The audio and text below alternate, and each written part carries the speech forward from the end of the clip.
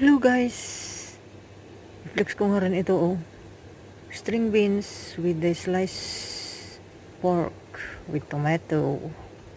Yan, ginagisa ko lang yan guys. Lagyan ko siya ng tomato para at pampalasa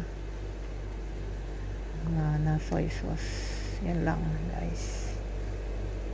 Yan, simpleng ulam. Ito, ulam ko pala ito. Ayan, yummy yummy. Namiss ko ang luto sa Pilipinas. Ganyan tatlong lang yan. Parang pinakbit na ginisa. Ayan. Pwede na dito sa abroad yan. Kahit hindi kompleto. Ayan. Ayan guys. Salamat sa panonood. Bye!